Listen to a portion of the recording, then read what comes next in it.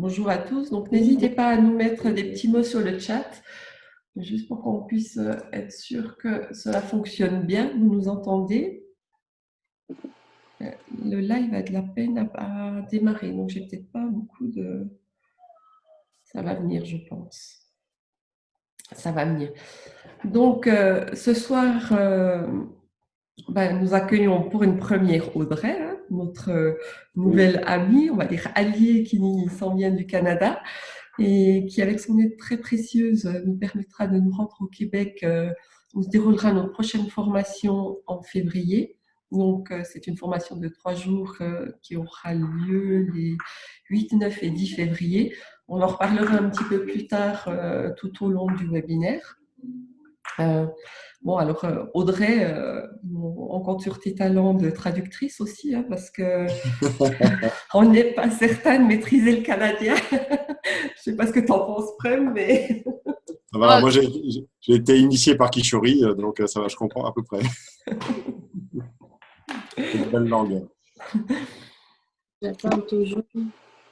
donc je vois qu'on nous entend très bien, donc c'est parfait, tant mieux. Par contre, le live a de la peine à partir. Je vais essayer de le relancer encore une fois. Je vois que le live a un petit peu de peine à démarrer, donc je vais le relancer. Ça va partir. Patienter un petit peu, ça va partir. Voilà, suivant. Voilà. Voilà. Donc, ce webinaire, il se veut interactif. Hein, donc, posez vraiment vos questions via le chat ou via Facebook. On les transmettra et après, ce sera un plaisir d'y répondre. Hein. Je pense que... Donc, n'hésitez pas tout au long du webinaire, si vous avez des questions, à les déposer. La conférence va durer environ 1h30 sur le thème, donc la soirée sera vraiment sur le thème de l'art de la transformation. Donc ce soir, nous vous invitons à vivre une expérience différente de ce qui est connu. Je commencerai par vous demander si vous connaissez l'adage heureux les simples d'esprit ou l'état de Bouddha, la non-pensée. C'est le passage du cœur dans la tête, on va dire, une déconstruction totale de notre mental pour laisser vivre le cœur dans la totalité de notre être. Donc, c'est vivre vraiment une vie guidée par l'amour du divin qui va bien au-delà du nom, évidemment. Hein. Donc, l'amour, c'est pas une métaphore, hein, vous allez bien entendre Prem vous en parler, et il peut s'incarner à condition, quand même, d'avoir le courage de se regarder vraiment. Donc, ça, c'est un travail, c'est ce qu'on fait en formation, en fait. Donc, pour moi, c'est le plus beau challenge d'une vie, quand même. Hein, c'est quelque chose de très, très important. Donc, ce soir, on va quand même en quelques mots aborder le parcours de vie de Prem, et puis on va aussi aborder vraiment tous ces apprentissages qui ne vont pas par quatre chemins. Ça, c'est clair, hein. Il n'y a pas de bavardage inutile, hein, juste une réalité, on va dire une réalité simple à comprendre. C'est très pragmatique. Il y a aussi de la spiritualité, mais tout se vit dans une humilité certaine et puis vraiment incarnée.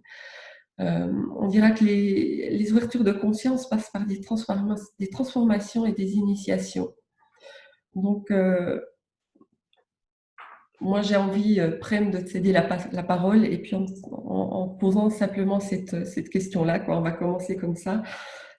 Finalement, cette conférence, on va l'ouvrir par un grand questionnement. Qu'est-ce qu'une transformation? Qu'est-ce qu'une initiation? Et puis, est-ce différent? Est-ce identique? Et puis, j'ai envie de demander encore, est-ce que la transformation passe forcément par une souffrance de l'ego? Voilà. Voilà. Rien de vrai. Vous me répétez la question, s'il vous plaît? On va commencer par le début. Qu'est-ce qu'une transformation? Déjà l'humour, c'est important parce qu'on ne peut pas.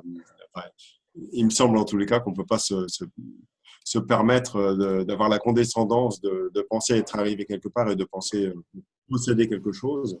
Ça, c'est juste évident, pour moi en tous les cas. Après, bonjour Salah. Après l'espace de la transformation, alors j'ai envie de dire qu'il y a transformation et transformation. pour les gens qui ont déjà fait un chemin, et a priori au Canada, bah, écoutez, vous faites déjà un beau chemin. Vous avez quand même pas mal déjà de personnes qui font des formations diverses et variées.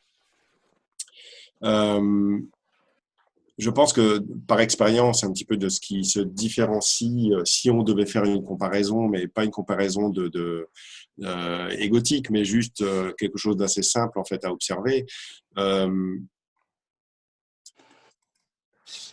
c'est de comprendre que de ce qui se déroule en formation, pour moi, tout ce que je partage est un espace qui est un espace en fait vibratoire. Ça, c'est vraiment important. Et ma vie, les initiations que j'ai vécues maintenant depuis de nombreuses années ont fait que le cœur est passé dans ma tête. Euh, le karma est une chose pour moi qui est résolue, donc je suis très attentif dans l'instant présent à, à garder, on va dire, cet espace vierge de tout et être vraiment dans une justesse de cœur et de conscience. Donc, parce que c'est très important de savoir que être dans le cœur n'est pas une chose suffisante pour être heureux. Ça, c'est important parce que si vous êtes dans le cœur, mais que vous n'avez pas la conscience du monde tel qu'il est, de savoir comment vous pouvez être utilisé en tant que victime éventuellement, mais vous pouvez aussi avoir le rôle du bourreau, quoique le bourreau enfin, peut avoir le cœur ouvert, en fait, ça dépend de l'espace dans lequel il est. À partir du moment, quand la conscience ne vient pas avec le cœur, si vous voulez, le cœur peut être au service d'une conscience qui n'est pas alignée. Et ça, c'est vraiment quelque chose qui est important en fait à comprendre. À partir du moment où le cœur occupe votre tête, eh bien, c'est le cœur qui va diriger votre vie. Donc, ça veut dire que euh, vous avez cessé, en fait, quelque part, on a cessé, en fait, de courir après un potentiel. On n'est pas aussi arrêté dans l'espace où on a le sentiment, en fait, d'avoir retrouvé et qu'il n'y a plus rien à faire. Euh, Parce que le passage du cœur dans la tête, c'est quand même un grand saut dans l'inconnu. C'est quelque chose qui n'est pas, comme disait Laurence, qui n'est pas métaphorique. C'est pas juste une idée, c'est pas un concept en fait spirituel, même si on est tous des êtres spirituels et qu'on est d'accord, c'est bel et bien le moteur hein, quelque part de ce que l'on peut vivre. Enfin, c'est pas une obligation d'ailleurs, hein. Et ça n'empêche pas forcément d'être heureux, mais ça dépend du chemin de vie de chacun en fait, tout simplement. Euh, mais à partir de là, il est très très important de réussir à laisser sa tête, ça veut dire toutes les parties identitaires de qui l'on est, donc le je, hein, le multi-je, on pourrait l'appeler comme ça, être effacé. Donc le cœur en tant qu'alchimiste va dissoudre en fait toute identité de ce que l'on pense être, de ce que l'on a appris, que ce soit de l'ordre de la connaissance, que ce soit de l'ordre d'un formatage cartésien, de comment nous, on a interprété les choses.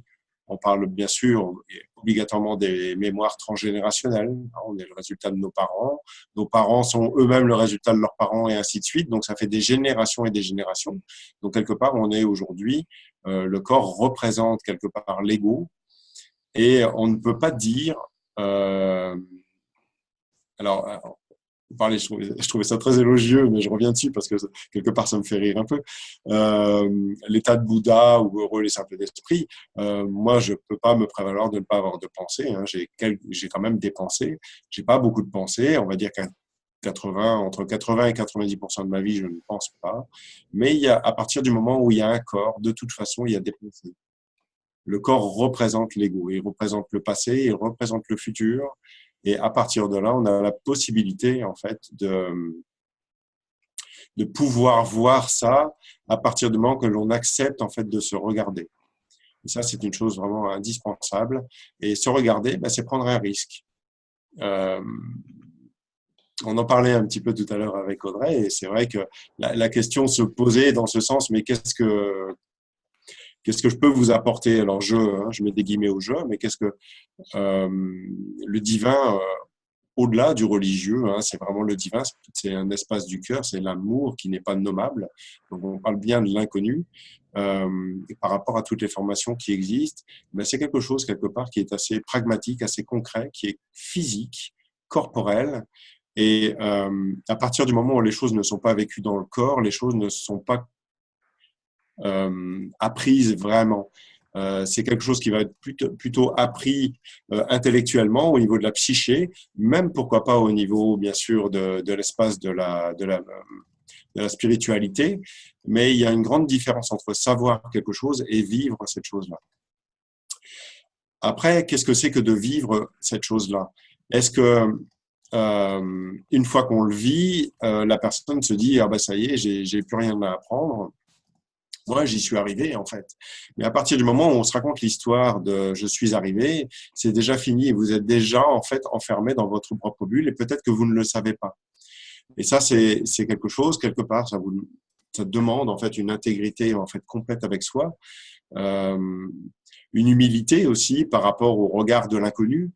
Parce que si on observe bien l'inconnu, si c'est observable, on est d'accord, hein, c'est une idée obligatoirement parce qu'on ne peut pas observer l'inconnu, mais par contre on le ressent dans le corps quand il passe, eh bien il n'y a pas de réalité, c'est-à-dire que d'une certaine façon, on n'a aucune connaissance sur ça concrète, on n'a qu'une connaissance qui est déviée par le filtre du corps. Hein, à partir du moment, le corps représente des milliards en fait de filtres, et à partir du moment où l'amour passe dans ce corps, eh bien, il va y avoir en fait des interprétations de l'amour qui vont être vécues d'une façon ou d'une autre. Donc, ben, vous avez des gens qui vont devenir, même pourquoi pas athées, hein, parce que c'est ce que je dis souvent. Athée, c'est ne croire en rien, mais croire en rien, c'est croire en quelque chose. Donc, on peut voir, on peut tout simplement observer que le monde en fait est un monde croyant. Euh, Même si on imagine qu'on croit en rien. Croire en rien, c'est croire en quelque chose, tout simplement parce que ça se nomme. Et après, bah, vous avez les religions, vous avez bien sûr la spiritualité, vous avez en fait beaucoup de sphères en fait différentes.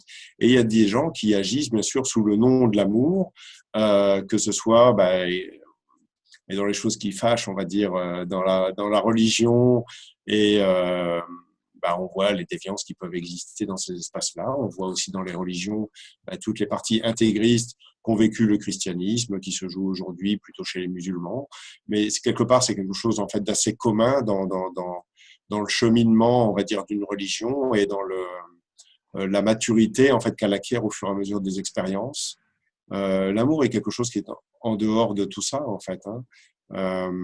Ou en tous les cas qui englobe tout ça, mais c'est la croyance de l'esprit, la façon dont on est construit qui va enfermer en fait notre vision de l'amour et qui va nous la faire vivre en fait sous une forme ou une autre.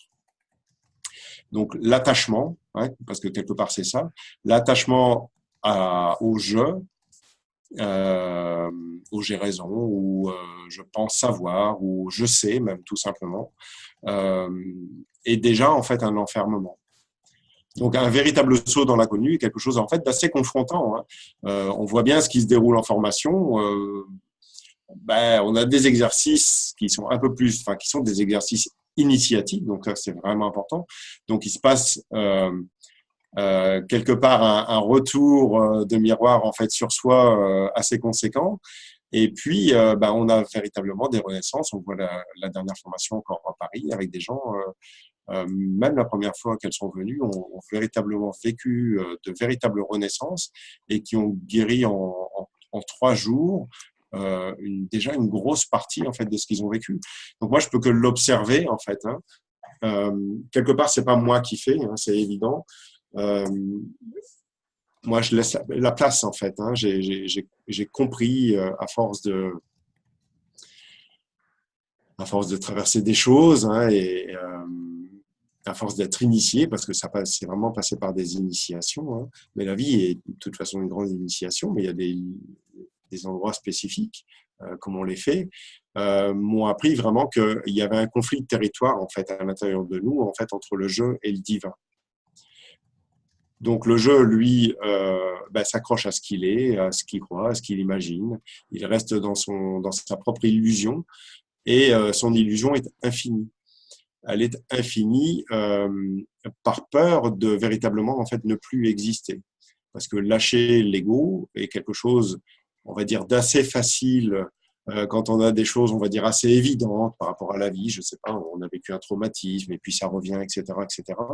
Mais quand on pousse un peu plus et qu'on va chercher véritablement sur le, le, la conception même de l'incarnation, on peut aller beaucoup plus loin au niveau de l'âme, etc., au niveau des dizaines de milliers, voire des centaines de milliers en fonction des gens, de ce qu'a vécu l'âme, etc. On s'aperçoit que l'âme, en fait, a vécu beaucoup de morts, beaucoup d'amour aussi, mais beaucoup de maladies, beaucoup de souffrances. Elle a été tantôt bourreau, victime, sauveur aussi. Elle a été dans des paradis divers et variés. Elle est rentrée aussi dans les enfers. Elle s'est perdue des fois dans le cosmos. Elle s'est perdue en fait de maintes et maintes façons. Elle a été homme, elle a été femme, elle a été des fois handicapée, etc., etc.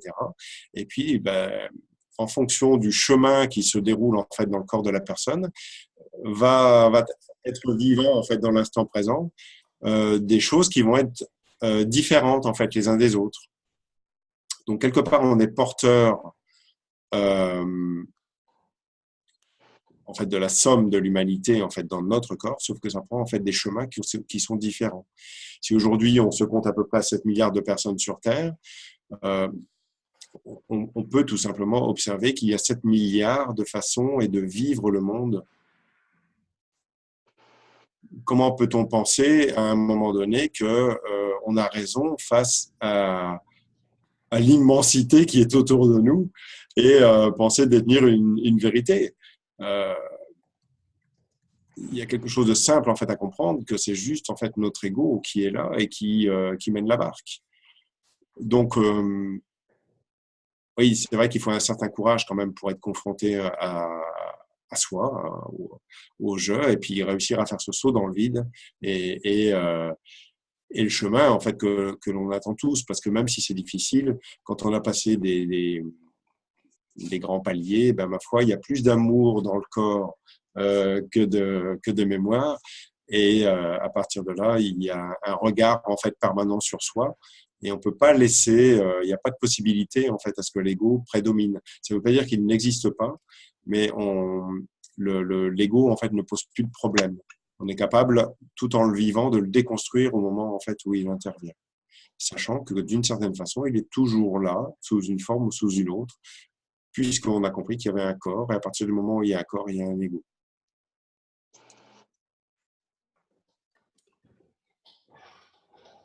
Mhm. Et puis, tout à l'heure, tu disais qu'est-ce que j'ai envie que tu développes un petit peu plus. Qu'est-ce que tu appelles se regarder? Parce que finalement, c'est vrai que oui, on a toutes les facettes de l'humanité à l'intérieur de nous. Je ne vais pas faire peur à nos auditeurs, mais Et oui, mais c'est la réalité. C'est pas la peine d'avoir peur, puisque de toute façon, c'est vous. C'est vous. Donc, n'ayez pas peur de vous-même. C'est un regard intérieur, mais c'est aussi un regard extérieur, parce que on est quand même dans une société aujourd'hui, le monde, c'est comment on appelle ça, des selfies, des millions de selfies par jour qui sont faits, etc., où les gens basculent quand même énormément dans l'apparence, dans une forme de prétention, mais c'est quelque part, c'est une autre façon de compenser le manque d'amour qu'il y a à l'intérieur et une demande en fait de validation, d'exister aux yeux du monde en se disant, ben voilà, je suis une personne aimable, donc avec la possibilité en fait d'être aimé. Donc oui, c'est une introspection intérieure. Des fois, ça intervient aussi sur le corps, hein, parce qu'on peut avoir des personnes qui ont du mal à se regarder dans le miroir. Il ne s'agit pas de se trouver beau et d'être mégalo ou je ne sais pas quoi. Il suffit juste de se regarder tel que l'on est et d'aimer la forme en fait qui est là, quelle que soit la forme qui est là, parce que tout est relatif. Hein, la réalité dépend tellement de chacun, tellement du regard que l'on va pouvoir poser sur la personne. Il est évident que si c'est votre cœur qui regarde le monde, vous allez voir les gens tels qu'ils sont, peut-être au-delà de ce que eux voient d'eux-mêmes. Et c'est ce qui se passe quand je suis en formation. C'est vrai que les gens ne peuvent pas trop se cacher. Ça veut dire que quand les personnes sont en face de moi, c'est vraiment un livre ouvert. Donc, quelque part, se découvrent des choses qui sont parfois invisibles en tous les cas, mais qui sont d'une évidence. Et à partir de là, je vais aider en fait à ce que ces choses-là sortent en fait de la personne. Sortent, ça veut dire soient mises à jour, c'est-à-dire que la personne puisse le vivre en fait concrètement, physiquement dans son corps, profondément dans ses cellules, jusque dans ses os, hein, quelque chose de vraiment intense. Euh, et ça va permettre à l'ensemble de l'être qui est là, euh, et de faire une transformation en fait grâce au cœur. Et c'est bel et bien le cœur qui va mettre en amour ce qui va intervenir au moment donné, tout simplement. Tu parles beaucoup justement de mettre en amour avec le cœur. Avant, tu disais regarder le monde avec son cœur. Est-ce que tu peux développer un petit peu, parce que quelque part, qu'est-ce que c'est, qu'est-ce que je fais comme acte?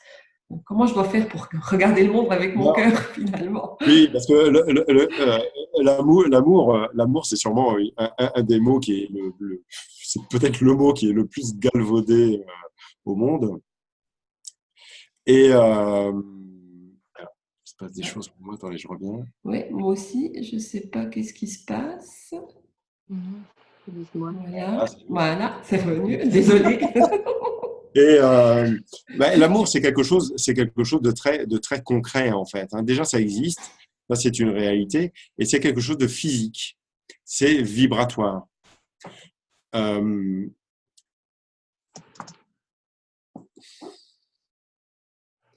C'est un acte physique, donc c'est un acte de décontraction. Alors, moi, j'amène les formations il y a un processus en fait dans une formation. Vous comprenez bien qu'on n'y va pas comme ça. C'est pas quelque chose où on va d'un seul coup vivre une transformation. Il y a un processus d'abord de déconstruction en fait de la personne, déconstruction mentale au niveau de l'imaginaire, au niveau de la croyance, au niveau des mémoires, etc. Parce qu'on peut pas remplir un bol en fait qui est déjà plein. Donc, il faut d'abord pouvoir vider le bol afin qu'il y ait de nouvelles informations en fait qui puissent venir. Et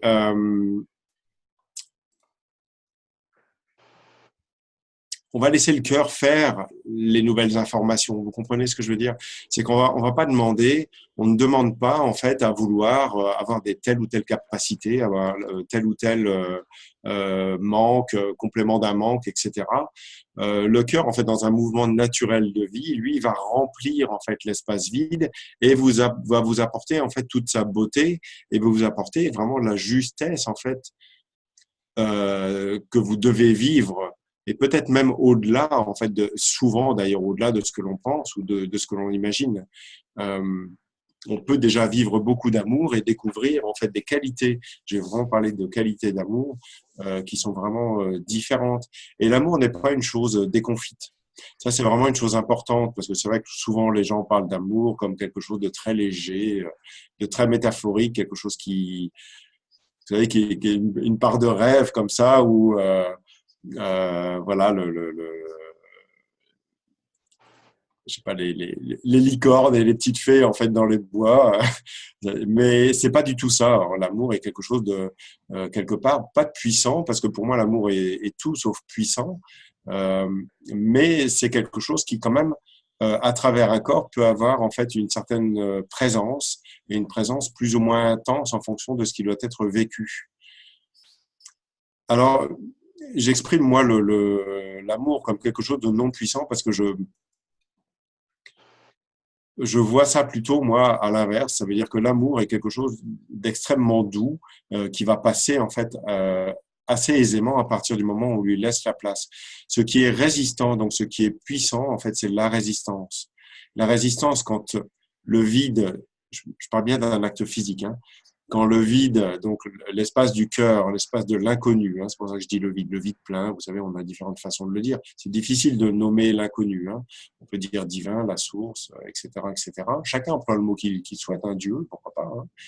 Mais quand l'inconnu arrive en fait dans votre corps, le corps, lui, qui représente en fait des milliers de mémoires cellulaires, donc des milliers, des dizaines de milliers de petits jeux quelque part qui vont vous parler en fait à l'intérieur, quand l'inconnu arrive, en fait, le jeu a peur de mourir. Donc, à partir de là, il va serrer les dents et il va tout faire, en fait, pour ne pas mourir, parce qu'il a le sentiment que quand le vide va arriver, eh bien, lui, il ne va plus exister.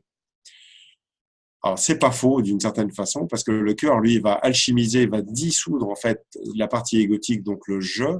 Mais par contre, il y a une renaissance qui se fait grâce au cœur, avec une nouvelle conscience en fait qui va apparaître dans cette sphère-là, et et du coup une nouvelle façon en fait de voir le monde et de vivre le monde.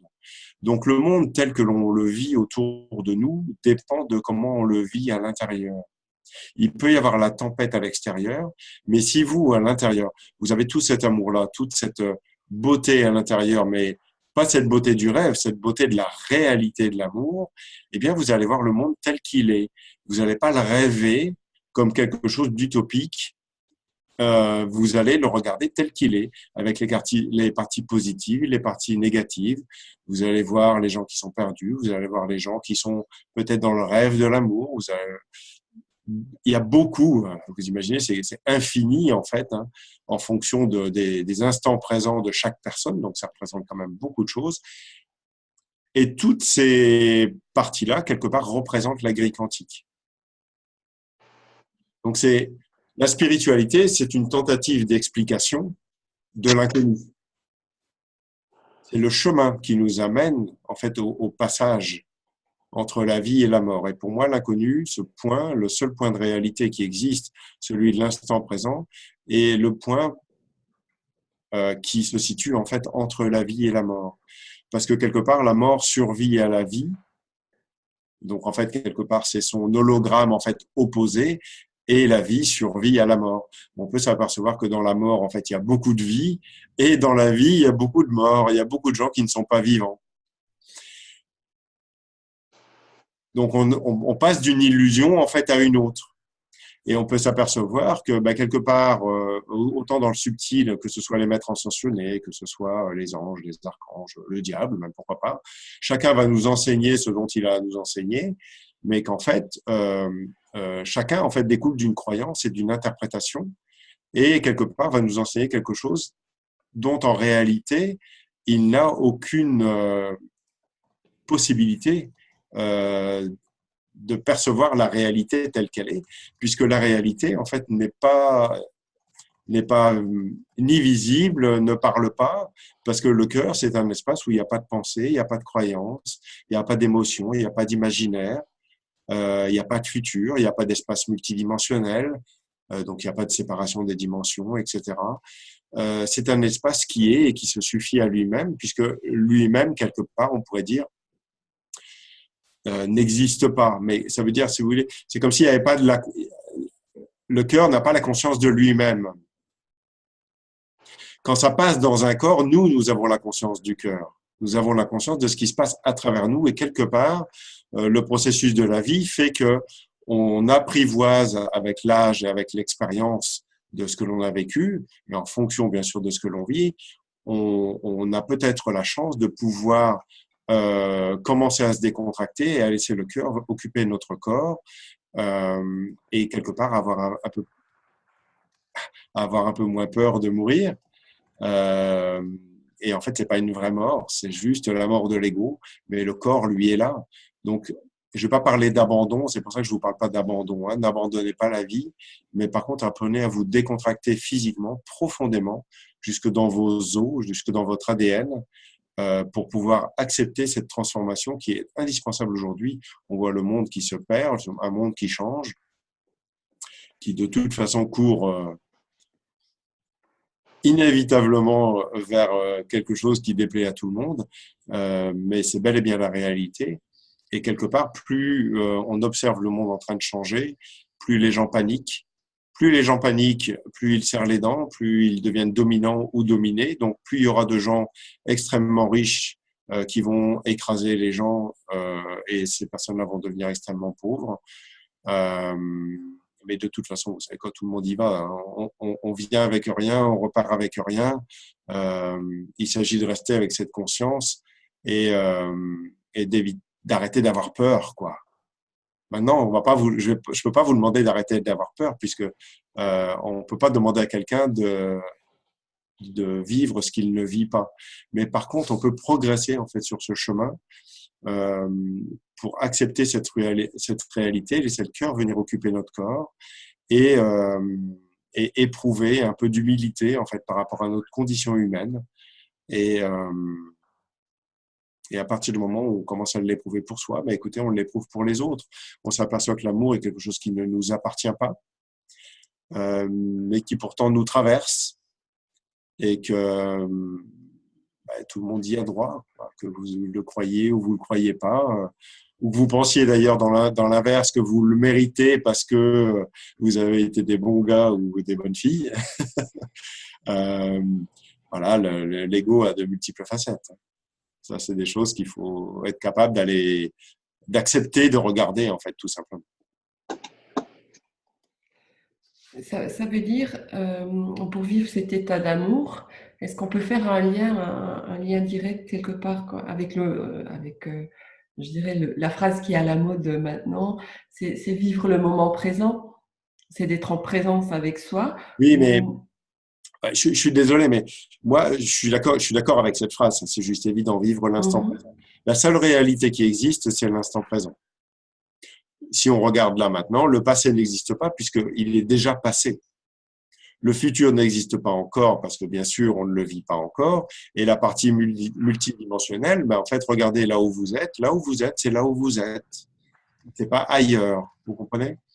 Donc, toutes ces parties, on va dire, multidimensionnelles, toutes ces parties du passé et du futur sont en fait une échappatoire de l'instant présent. Donc, la peur d'être au cœur du cœur, donc dans l'espace de la non-pensée, dans l'espace où en fait on ne contrôle rien du tout et on vit un état euh, qui se joue en fait à l'intérieur de nous, malgré nous, à partir du moment où on lui a laissé la place.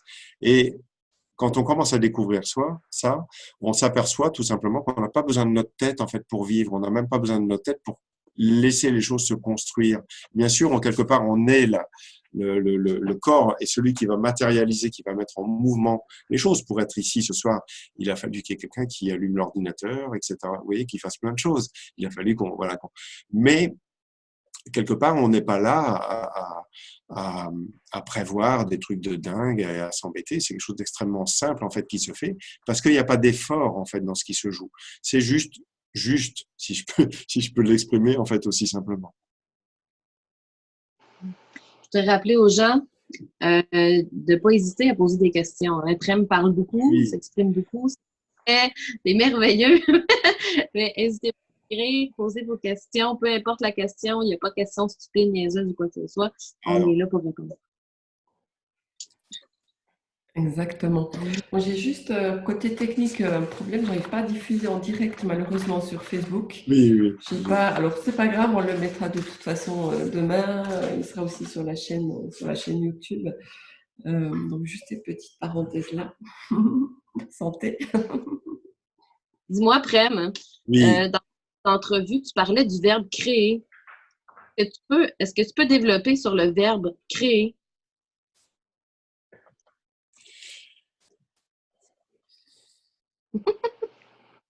Et oui, il me faut un point de départ par rapport à cette question. Parce que créer, en fait, a différentes origines. Et oui, soit je crée des choses par rapport à un désir interne, quelque chose d'extrêmement profond, en fait, que je vis à l'intérieur de moi, soit je dis bien je exprès, je crée des choses qui sont liées, en fait, à des manques ou à des besoins que je vis aussi à l'intérieur. Donc, il y a différentes de façons en fait de vivre la vie et de laisser les choses se créer. Quelque part, je viens de le dire, et pour ma part, en tous les cas, c'est comme ça que ça fonctionne. J'ai pas vraiment de désir en fait aujourd'hui.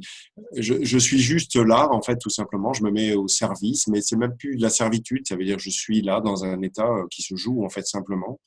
Euh, Sans me poser de questions, mais en même temps, sans me poser de questions ne veut pas dire que je suis inconscient de là où je suis. Parce qu'il y a plein de gens qui se posent pas de questions et puis qui font plein de choses qui sont pas du tout alignées, en fait. Hein. Donc, voilà, il faut toujours laisser quelque part euh, ce regard, en fait, sur soi en permanence à différents niveaux, en fait, hein, pour pouvoir, comme si la conscience se regardait elle-même, en fait, à l'infini et de plein d'endroits différents, pour savoir ce qui se joue là. Est-ce que c'est quelque chose d'égotique ou est-ce que c'est le cœur qui est en action? Si on voit que l'ego tente, en fait, de s'accrocher à quelque chose, il faut pas le nourrir, il faut rien lâcher, j'ai envie de dire d'une certaine façon, il faut pas lui laisser euh, euh, quelques possibilités en fait d'exister. Il faut pas considérer l'ego comme un ennemi, par contre. Ça, c'est vraiment une chose importante parce que c'est vrai qu'on souvent dans la spiritualité, l'ego, bah, c'est le méchant, quoi, en fait. Hein. Oh là là, c'est pas bien. J'ai pas été sage et bah, l'ego, c'est notre ennemi juré. Mais non, non, non, parce qu'en fait, si vous n'éprouvez pas d'amour pour vous-même et pour d'amour dans le bon sens du terme, hein, je dis bien, si vous ne vous regardez pas avec amour, mais que par contre vous vous détestez, vous ne pouvez pas changer quelque chose que vous détestez. Vous n'avez pas la possibilité de le faire. Parce que comme quelque part cette énergie de jugement que vous allez avoir sur vous-même va alimenter en fait la problématique et au contraire elle va grossir. Alors vous pouvez toujours la mettre de côté, hein, quelque part mettre un couvercle dessus, mais vous savez que de toute façon, avant la fin de votre vie, ce couvercle il va sauter parce qu'il doit être résolu avant votre mort. Donc, faites-le de votre vivant, tout simplement, et de façon à faire ce chemin où, au fur et à mesure que du chemin, vous allez pouvoir laisser le cœur créer les choses à votre place et découvrir en même temps, quelque part, la beauté de ce qui a été créé. Souvent, on découvre, moi ça m'arrive assez souvent, de découvrir en fait ce que j'ai vécu après. Alors, je le vis sur le moment parce que je suis dans l'instant présent, je fais les choses, je suis très conscient de ce qui se joue, mais le résultat, je le connais pas. Et en fait, je le vois après et je regarde, je me dis, waouh, mais ça, c'est juste incroyable. Je, je peux prendre quelques exemples ou un exemple la dernière fois sur la dernière formation avec, il y avait deux personnes, il y avait un couple et avec une jeune femme qui était assez résistante. Et puis, on va dire sur les 3 jours de formation, les 9/10, malgré elle, hein, elle a beaucoup résisté. Et puis à la dernière méditation, qui était une grande méditation, ben en fait elle a craqué quoi. Et puis elle a lâché quoi. Et c'était beau parce que c'était la seule personne qui avait pas encore abandonné cet espace qu'elle avait en elle, qui la faisait vraiment souffrir. Et elle m'a partagé après en me disant mais ça fait longtemps que je cherchais à m'en débarrasser. Ben, c'était sa première formation quoi. Donc moi je regarde ça puis je fais waouh. Et ça arrive en fait assez souvent. Parce que ça m'appartient pas, vous comprenez, à partir du moment où moi je veux sauver l'autre, où je me dis ah ouais celle-là elle va y arriver, etc. Là c'est foutu déjà. Il faut que je laisse tomber tout désir intérieur, quelle que soit la demande qui soit en face, même s'il y a une demande très forte en face, il faut réussir à déconstruire la demande qui est en face de vous et ne pas y répondre, mais rester vraiment dans notre axe. Euh, parce que plus vous allez avoir d'attentes, plus vous allez vous mettre une montagne en fait à dépasser devant vous. Et plus ça va être compliqué en fait à sortir ça. Donc il y a une exigence. Et comprenez bien que la spiritualité est une exigence. C'est notre moteur et il faut sûrement pas dénigrer le moteur, on est d'accord. Il n'y a pas de déni possible par rapport à ça. Mais par contre, au moment du passage, vous devez abandonner ce moteur-là pour pouvoir passer à autre chose. Mais si vous restez accroché à ce moteur-là, ben vous allez rester bloqué dedans. Si vous pensez être arrivé quelque part, observez votre ego qui est en train de vous dire, moi, j'ai plus rien à apprendre. C'est fini, je suis déjà arrivé, je suis heureux. Et vous vous arrêtez parce que vous croyez que l'amour, vous avez atteint le point ultime de ce que vous pouviez, alors que il y a peut-être une chose que vous ne savez pas encore, c'est que l'amour est quelque chose d'infini, mais d'infini dans la vibration. Il y a des qualités d'amour, des qualités de présence qui sont incroyables et qui vont vous amener avec une bienveillance, une compassion, une douceur absolument, une subtilité aussi vraiment incroyable. Et ça fait plusieurs fois que tu mentionnes les qualités d'amour. Est-ce que tu peux développer? C'est pour toi les qualités d'amour? Ben, l'amour, quelque part, à travers un corps, c'est toujours maladroit. Ben oui, quand on aime quelqu'un, par exemple, si dans un couple et puis vous aimez quelqu'un, ben souvent quand on commence à aimer quelqu'un, c'est maladroit. En fait, on dit qu'on aime la personne alors qu'en fait, la personne nous manque, on est jaloux. Vous voyez, il y a tout le processus en fait du sentiment amoureux. Ça ne veut pas dire qu'il n'y a pas d'amour derrière, mais ça veut dire que la manifestation était une manifestation euh, maladroite. Et il y a des évolutions. Donc, ben, bien sûr, quand on a 15 ans et qu'on découvre ça, ou peut-être même avant, hein, ou après pour certains, on découvre ça, ben, c'est souvent très maladroit. Et puis, en fait, au fur et à mesure de la vie et des expériences vécues, et ben, ça va s'affiner et on peut parler vraiment là de qualité d'amour. Là, je parle du couple, mais par rapport au divin, on est tous des enfants. On est tous des enfants, quel que soit le niveau dans lequel on est, parce que face à l'inconnu, on est tous des enfants et on a tous à apprendre quelque chose, à apprendre et à se donner la possibilité de le vivre concrètement, physiquement dans notre corps. Donc, dans notre corps, la tête faisant partie du corps. D'accord? La tête, c'est le dominant. Oui. Ce que j'explique souvent dans la religion, hein, vous rentrez dans une église, et ben vous avez Dieu le Père. Et Dieu le Père est un homme. Donc, c'est toute la partie cosmique. Et la femme, donc qui est en bas, en dessous donc du chakra du cœur, toute la partie de la terre-mère, et ben la femme, c'est la bonne du curé. Donc la femme est au service de l'homme. Et ça, que l'on soit dans un corps d'homme ou un corps de femme, c'est la même chose.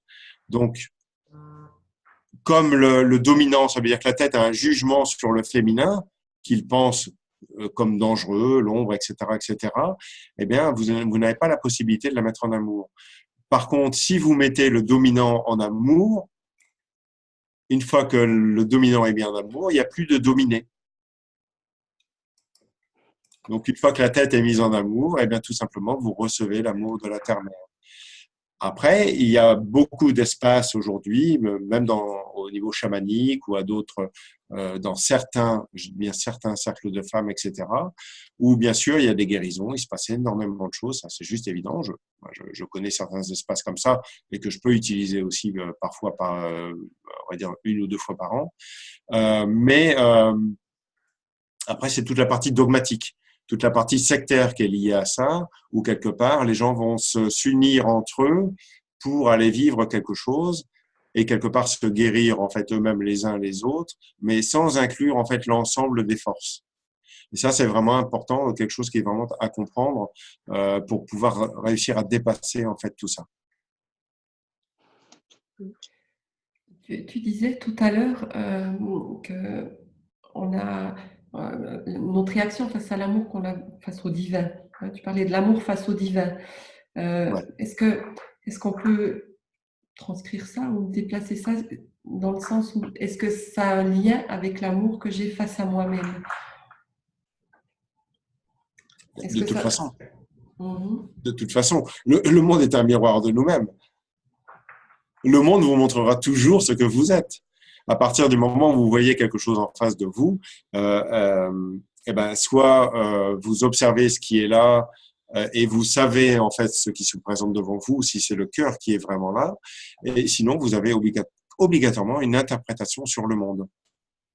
Quelque chose soit de positif, soit de négatif, soit peut-être une bonne conscience, d'ailleurs, qui est une bonne conscience qui peut être religieuse, qui peut être de l'ordre de la spiritualité, en disant, bah oui, non, il ne faut pas que je juge. Mais à partir du moment où vous vous dites déjà, il ne faut pas que je juge, vous êtes déjà en train de ne plus vous regarder et de ne pas voir que vous êtes en train déjà de vous raconter une histoire. Vous ne voulez pas voir que vous êtes en train de juger. Vous essayez d'être un bon élève. Et il y a une différence entre être un bon élève et vivre cet état d'amour. C'est pas la même chose. Quand je me mets dans cet état d'être le bon élève, ça veut dire que je laisse finalement la place à mon mental. Ben, Ou... parce qu'il y a un besoin de reconnaissance. Tout simplement, il y a un besoin de reconnaissance de quelque chose en fait qui n'est pas forcément vivant à l'intérieur. Donc ça veut dire que le mental, c'est égal à l'ego, ou bien comment tu... Bien sûr, le mental, c'est l'ego. C'est pareil. Le Ah, mental, c'est d'accord. l'ego, c'est la peur, et inversement. Tout ça, c'est la même chose. Ça prend des formes différentes en fonction de la sphère dans laquelle on est, mais tout ça, c'est la même chose, bien sûr. D'accord. Euh, on a quelques questions, je ne sais pas si on les prend maintenant ou bien tu veux continuer à développer Non, encore, allez-y. parce que j'ai vu qu'il y avait J'attends les quelques questions. questions qui étaient venues. Il y en a une particulièrement là qui vient dans le sens de ce qu'on parle, c'est le vide du cœur a-t-il conscience de lui-même? Je n'ai pas compris le. Le vide du cœur a-t-il conscience de lui-même? Non, non. Non, il n'y a aucun regard sur. C'est un état qui ne sait même pas qu'il est là. Il n'y a pas de conscience pour observer cette conscience-là, enfin cet espace-là. Il n'y a que nous qui pouvons observer, que nous. C'est pas une vérité en soi, c'est pour dire les mots. Les mots, hein, c'est compliqué de dire les mots, hein, toujours. Mais non, non, l'espace du cœur ne se regarde pas soi. C'est un mouvement de vie, en fait. C'est un espace où il n'y a rien. Mais ce rien, quand il passe dans le corps, c'est de l'amour. On parle souvent de vide plein, de ressenti d'amour. On sent notre cœur qui chauffe. Euh, c'est pas, nous, on le vit pas comme quelque chose de vide, mais en même temps, on s'aperçoit que c'est quelque chose qui ne parle pas. C'est quelque chose qui est là et qui nous fait vraiment vivre de l'amour à l'intérieur de soi. Et c'est difficile de décrire l'inconnu, hein. Je crois que je pourrais employer tous les mots de la terre. Ils seront tous maladroits, c'est le cas de le dire. Et oui. Oui. Et puis je pense aussi, il y a le fait aussi d'avoir l'expérience de le vivre, hein, parce que finalement c'est vibratoire aussi. C'est ça, c'est-à-dire que c'est physique, c'est évident que c'est tout ça, on est d'accord, tout ça, ce sont des mots, hein. C'est beaucoup de mots pour dire en fait quelque chose d'extrêmement simple. Laissez-vous faire, acceptez juste quelque part de venir à vous-même et puis de pas rester campé en fait là où vous êtes. Vous savez, moi, ce qui m'a fait vraiment bouger, et ce qui a fait que j'ai décidé à cette époque, il y a quelques années maintenant, de faire le saut dans le vide, c'est que mon cœur était déjà pas mal ouvert, je faisais des soins à des gens, etc.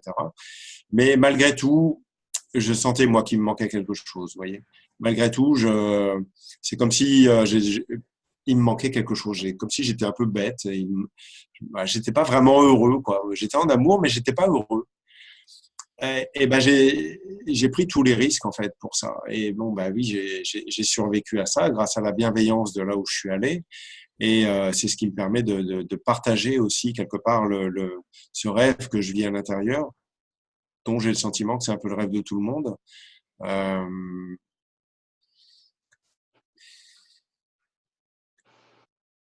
Ouais, je vous avoue que c'est sûr. Moi-même, je comprends pas et j'ai pas d'explication à donner par rapport à ça. Je sais que tous les risques ont été pris pour ça, quoi. Et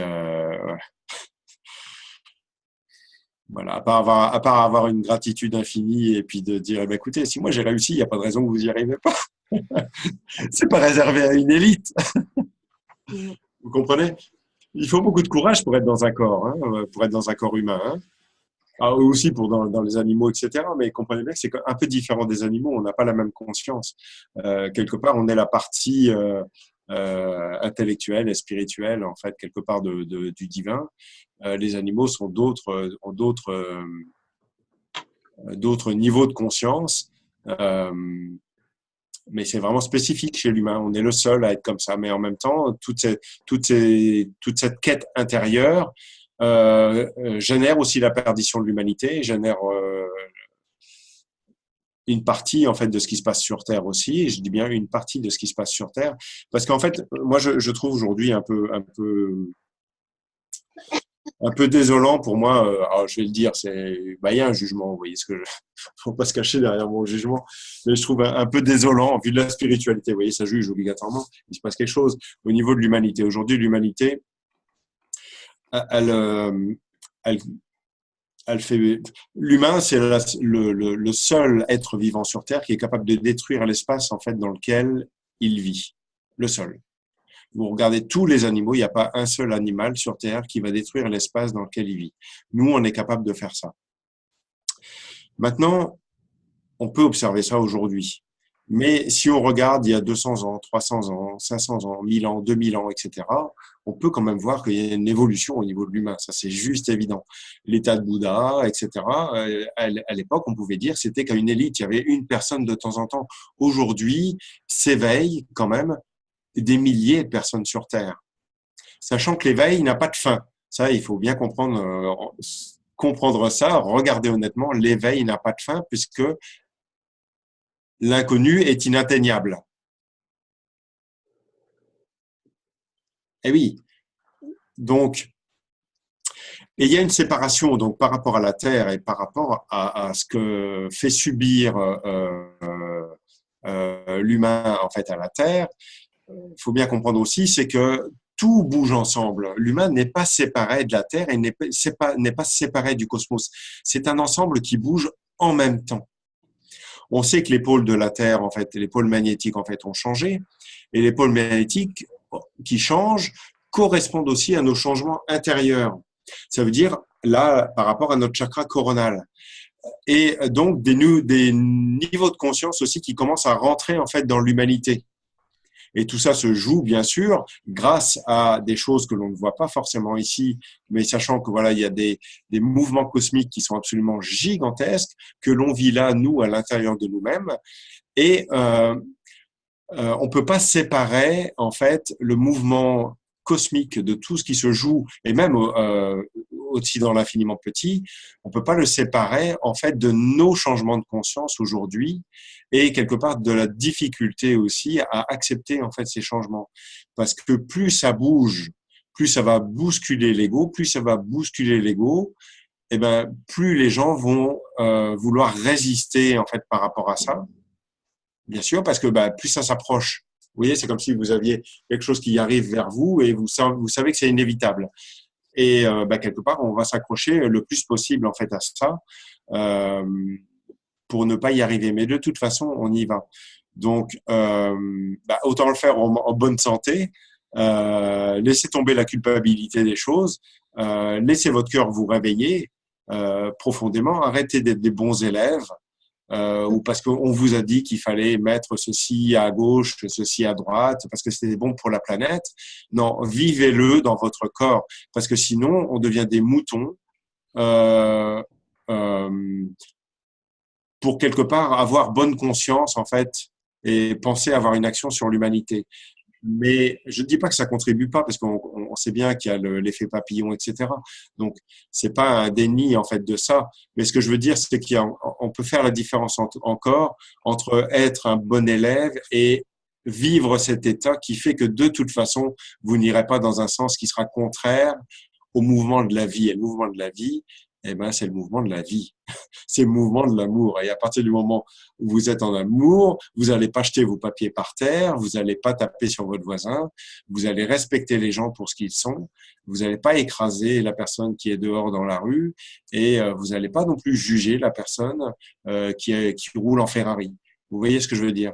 C'est que vous allez accepter le monde tel qu'il est et vous allez vivre qui vous êtes, là où vous êtes. En conscience, hein. Vraiment dans la conscience de qui on a, ça c'est vrai. Mais Vrai oui, parce que que enfin, on peut pas changer le monde, en le jugeant, c'est pas possible. Vous pouvez pas changer les choses en les jugeant. Vous pouvez pas forcer les gens à ne pas être ce qu'ils ne sont pas ou à être ce qu'ils ne sont pas.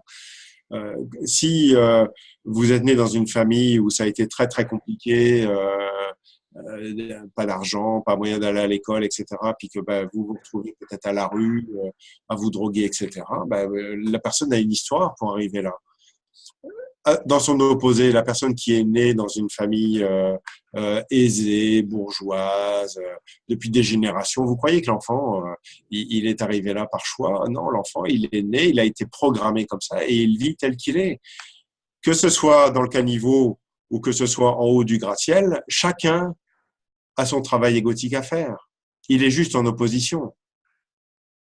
Il n'est pas plus facile de descendre de son gratte-ciel que de sortir les pieds de la merde, j'ai envie de dire, hein, pour remonter sur le trottoir et puis pouvoir marcher droit, en fait, tout simplement. Comprenez bien que chacun a sa part. Mais à partir du moment où on va créer la séparation en fait entre les gens, on ne fait que d'alimenter la guerre et la séparation des gens. Je pense qu'à un moment donné, il faut arrêter ça. Il faut voir les choses dans une globalité beaucoup plus grande, mais il faut sortir du rêve aussi de vouloir. Alors moi, je suis pas dans ce truc-là de prier pour l'humanité, de prier pour le monde. Je dis pas que ça n'a pas un impact, mais là, on est dans le religieux, quoi. On est dans l'espace sectaire qui veut changer le monde. Donc, il y a une partie de la spiritualité ou une partie religieuse qui n'accepte pas le monde tel qu'il est. Parce qu'à partir du moment où vous avez une action qui va dans ce sens pour le monde, ça veut dire que le monde n'est pas accepté tel qu'il est et que vous avez envie de le changer. Donc, j'ai envie de dire, là, regardez-vous intérieurement, regardez le jugement que vous avez sur l'humanité. Et on en a tous. Vous avez vu, moi, je vous ai dit que j'avais un jugement par rapport à ça. Et c'est pas grave. Mais je suis capable de le regarder, je suis capable de le dire. Il n'y a pas de problème pour ça. Donc, ça veut dire aussi être capable de le nommer, être capable de le déceler. Et au moment où il est là, en fait, il est déconstruit pour ne pas lui donner de la force et laisser le cœur venir occuper cet espace-là. Les gens sont perdus aujourd'hui. Hein. Justement, Prem, il y a quelqu'un qui pose la question Oui. en lien avec l'ego et le cœur. Comment puis-je savoir si je suis vraiment dans le cœur ou si ce n'est pas l'ego qui sait comment me parler? Donc, une tour de passe-passe de l'ego. Hey, Steve, c'est pas compliqué. Le jour où tu te poses plus la question, tu le sauras. Donc, ça veut dire qu'à partir du moment où tu te poses la question, tu sais que c'est ton ego à un certain niveau. C'est aussi simple que ça. C'est-à-dire que quand tu es en amour, la question ne se pose même pas. Oui, et ça, c'est La d'être question plein. n'intervient pas. Oui, c'est quelque chose qui est. Il n'y a pas de certitude dans cet espace-là, c'est quelque chose d'évident. C'est une évidence qui ne se déroge pas. C'est-à-dire il n'y a pas de possibilité de sortir de son axe. Moi, aujourd'hui, j'ai vécu beaucoup de choses dans ma vie. J'ai 53 ans, bientôt 54 d'ailleurs. Et de là où je suis aujourd'hui, je ne peux plus sortir de mon axe. Et je suis très heureux de ne plus pouvoir sortir de mon axe. Parce que j'ai beaucoup expérimenté des choses diverses et variées. Et ça a été extrêmement douloureux, quoi, extrêmement difficile tout le temps. Aujourd'hui que je suis dedans, bah, écoutez, c'est intégrité totale, quoi. Et tant mieux. Tant mieux, parce que c'est indispensable aujourd'hui. Et c'est pas on parle pas de pureté, vous voyez ce que je veux dire, pureté religieuse, les gens, les anges, les archanges, tout ça, ça fait partie de nous. Vous comprenez, il n'y a pas de déni par rapport à ça. Mais c'est des choses qui font partie de nous. Nous sommes multiples. Si vous connaissez pas le diable, si vous n'avez pas intégré le diable, vous ne connaissez pas vos propres enfers.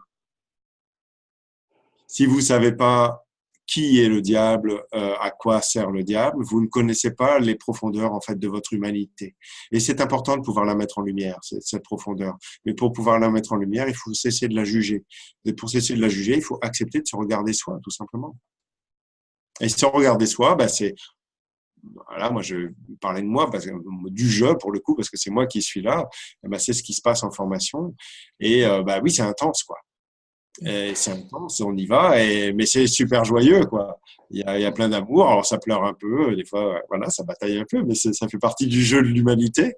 Mais au bout du compte, il y a de grandes, grandes transformations qui se font au-delà de ce que pouvaient imaginer les personnes. Je suis très heureux de venir au Québec parce que ça va être une première pour moi.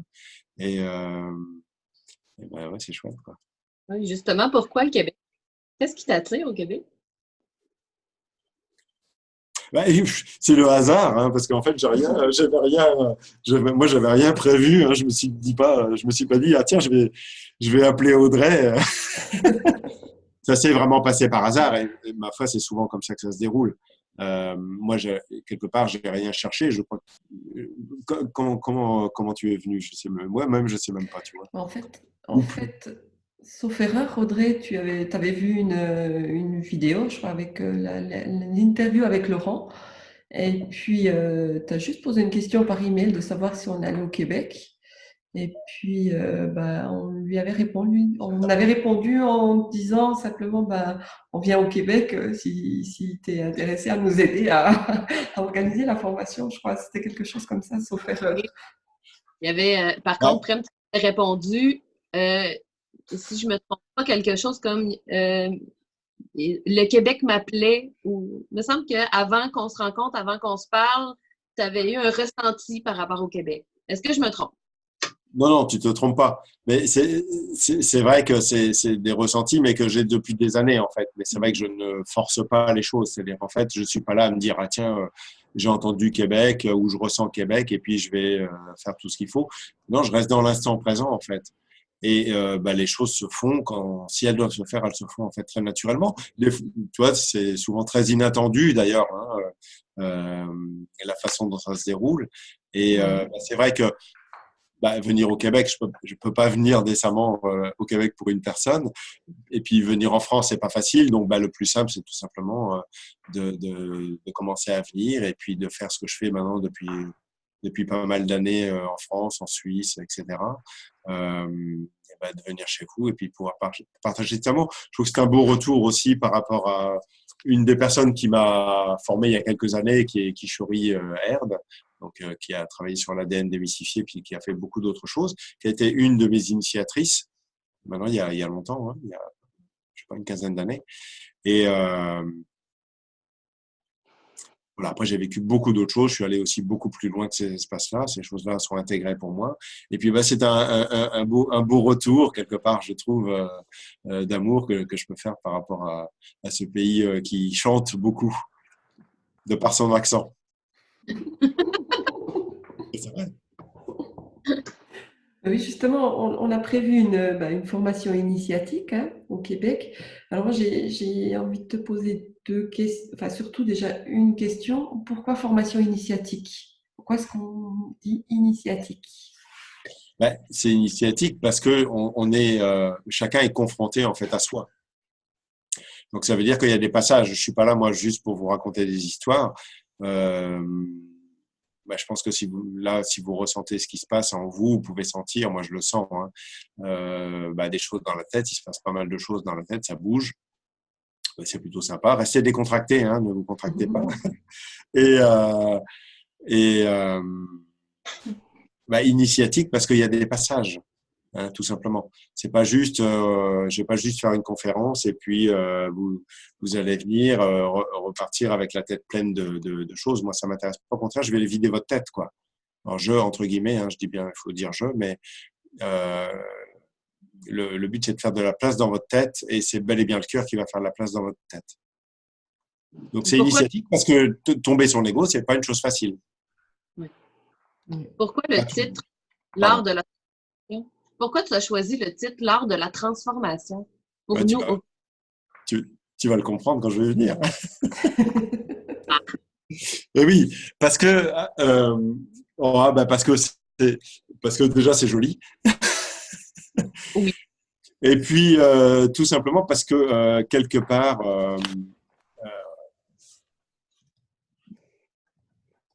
bah, je trouve qu'il faut beaucoup de subtilité et beaucoup de bienveillance en fait pour pouvoir aller profondément avec des gens courageux qui vont être capables de se regarder quoi. Donc quelque part, on peut percevoir, moi je peux percevoir ça aussi un peu comme un art parce que quelque part il y a de la subtilité. Euh, à nouveau de la bienveillance, tout cet amour de conscience en fait qui est là, où tout le monde va à l'unisson, tout ça est nourri par la terre et euh,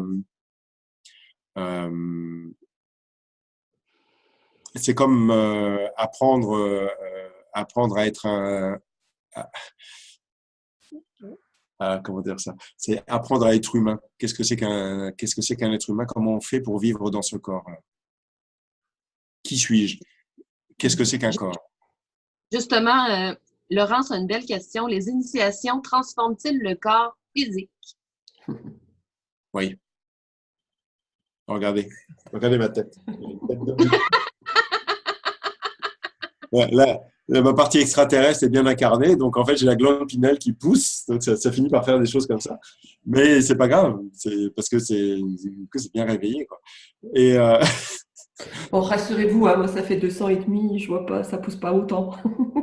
et oui, bah, obligatoirement, j'ai envie de dire, d'une certaine façon, étonnamment, on rajeunit en fait. Ouais. C'est assez surprenant parce on se libère de tellement de couches et puis l'amour, en fait, va vous ramener à l'origine de vous-même. Donc, vous allez retrouver votre enfant intérieur, mais bien au-delà de ça, l'origine même de qui vous êtes et vous allez pouvoir vivre le, le rêve le plus profond que vous avez à l'intérieur de vous, réussir à le faire ressortir et pour pouvoir être là. Pas avoir de mission. Ouais, vous savez, les missions, je vois souvent ça, hein, très très souvent, ça fait longtemps. Moi-même, j'y ai été d'ailleurs. C'est normal, c'est un passage, j'ai envie de dire, mais une mission, c'est lourd, quoi. Et il y a une partie égotique quand même de se dire j'ai une mission.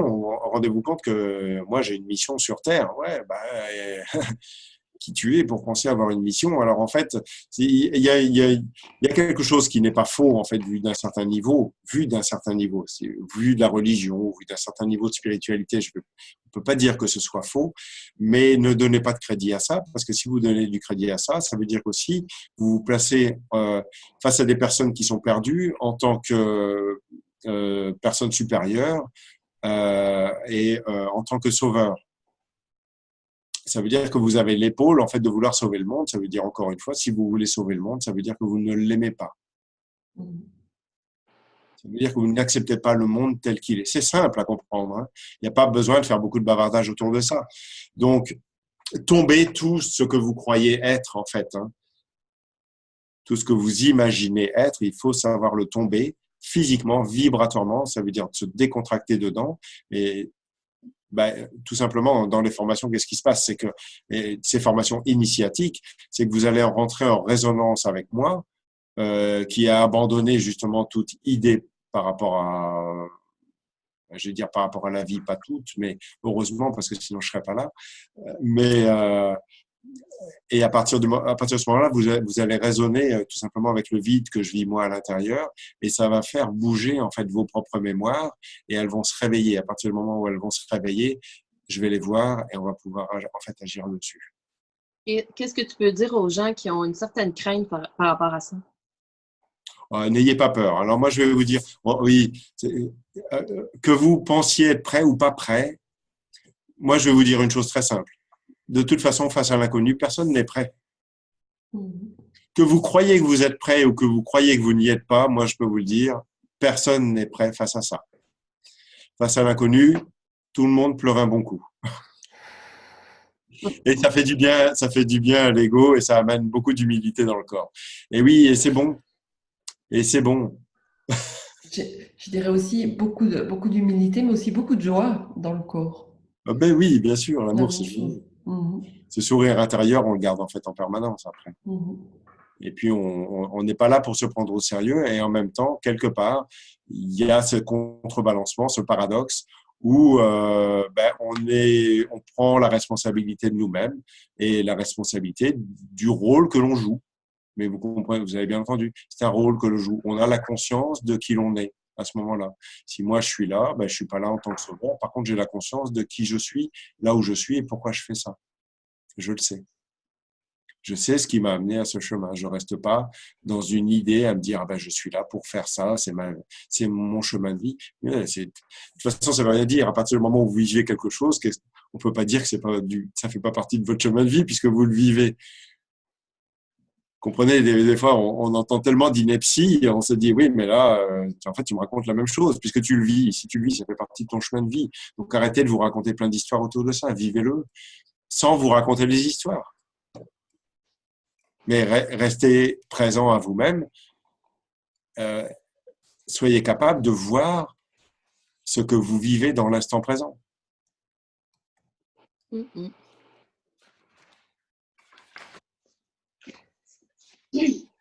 Puisque la peur est le contraire de l'amour. ouais. Je lis la phrase là, en fait. Elle est bizarre cette question. C'est chouchou. Le contraire, c'est du chouchou. Je n'emploierais pas le mot contraire, en fait. Elle est en opposition, en fait. Hein. La peur freine des deux pieds parce qu'elle n'a pas envie de mourir, hein, tout simplement. L'identité n'a pas envie de mourir, donc elle est manifestée par la peur, et c'est la peur du vide. C'est la peur de l'inconnu. Donc là, il y a une multitude de processus qui peuvent qui peuvent être engagés au niveau de la psyché, au niveau de l'intellect, même pourquoi pas au niveau de l'intelligence en fait de la personne. Il y a beaucoup de choses qui se passent dans un corps pour pouvoir ne pas vivre l'amour. Donc la peur de toute façon est inhérente au corps parce que tout ce qui vit est amené à mourir. Donc le corps, c'est la manifestation du vivant qui ne veut pas mourir. Donc toute la partie préhistorique, comme on dit, qui est là et qui va tout faire en fait pour vivre. Et regardez bien, on fait tout pour vivre. On mange, on boit, on dort. Tout ça est inhérent tout simplement à la vie. Pourquoi est-ce qu'on a comme ça peur de mourir? Pardon? Parce que finalement, pourquoi est-ce qu'on a peur de mourir? Pourquoi? Je pense que dans chacun parce de que nous, t'es on a vivante. tous T'es peur de vivante. mourir. Mais Parce que tu es pourquoi? vivante. Oh, mais moi, je connais plein de gens qui disent qu'ils n'ont pas peur de mourir. Hein. Mais il y a plein de gens C'est que j'ai très en juste. communication et qui ont arrêté de dire ça. Parce que à partir du moment où vous êtes vivant, de toute façon, il y a à moins que vous n'ayez vraiment plus de goût. Et encore, c'est pas parce que vous n'avez plus de goût à la vie que vous n'avez pas peur de mourir. Vous voyez ce que je veux dire? Ce sont des choses qui sont différentes. Mais qu'est-ce qui crée cette peur? Parce que quelque part, est-ce qu'elle elle est consciente chez tout le monde? Parce que finalement, c'est vrai que si on n'a Ben, plus le goût à la vie, aller, pourquoi est-ce qu'on a peur de mourir encore? je vais C'est un aller dans paradoxe. ben, la vie est un paradoxe, mais je vais aller dans un sens euh, oui, dans un sens que moi je trouve très beau, c'est que tout simplement, c'est que la vie est précieuse. Mhm. Elle est très précieuse. La vie est précieuse. Et comme la vie est précieuse, ben écoutez, on n'a pas envie de la quitter. Parce qu'il a fallu quelque part la mériter, il a fallu trouver, il faut connaître le chemin pour s'incarner. Et on l'a fait pas mal de fois. Euh, parce que notre quête est infinie. Après, peut-être qu'à un moment donné, c'est ce que j'ai le sentiment en tous les cas pour moi, c'est que maintenant c'est le moment de tirer c'est le moment d'apprendre la leçon. Vous savez, quand vous avez eu des milliers d'incarnations et puis que vous vous êtes grillé les ailes, que vous avez cherché sans cesse dans le cosmos, dans tous les endroits possibles et inimaginables Dieu quelque part, et puis que vous avez, comme mon cas, vous avez été initié pour comprendre que c'est l'inconnu et que quelque part, même si on le vit, on n'aura pas de droit de regard sur ça. Mais c'est pas droit parce que on n'est pas méritant. C'est juste que l'inconnu, c'est l'inconnu. Vous voyez ce que je veux dire? Ça s'arrête là, en fait, en termes de la foi. C'est ça dans la religion. Hein. Avoir la foi, c'est sauter dans le vide. Ça veut dire sauter sans savoir là où on va. Ouais. Et il y a des niveaux à ça. Hein. Il faut bien comprendre qu'il y a des niveaux, il y a des paliers. Donc oui, il y a des gens qui ont peur, très très peur de mourir. Et puis il y a des gens qui disent oui, bon, j'ai pas peur de mourir jusqu'à un certain niveau. Mais moi, je peux vous dire, à un certain niveau, moi, je peux vous dire que quand ça commence à être chaud, voilà, ils se disent ah ouais, mais attends, là, j'ai pas envie, quoi. Ben oui, mais pourquoi? Parce que là, si tu continues, je vais mourir, mais j'ai pas envie de mourir. Ben ouais, mais. Il faut faire une différence entre peur de mourir et peur de souffrir. Peur de Pardon? mourir. De faire la différence entre peur de mourir et peur de souffrir. Oui, ça c'est encore la différence. C'est Sœur Marie-Thérèse qui disait je m'étais préparé à mourir, mais je m'étais pas préparé à vieillir. Ah, ouais.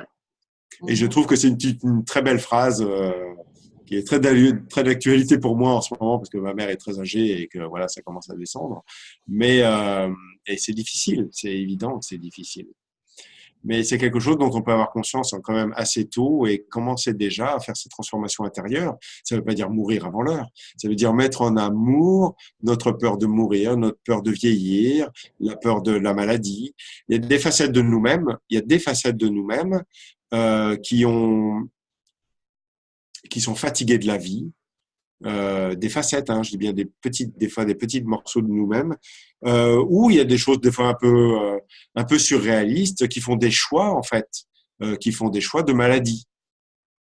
Moi, j'ai entendu fréquemment de dire ah ben tiens, je dis les mots comme ça, c'est pas prononcé comme ça, mais d'une certaine façon, je voyais des parties de moi qui disaient ah ben tiens, on va créer un cancer, on va faire ça.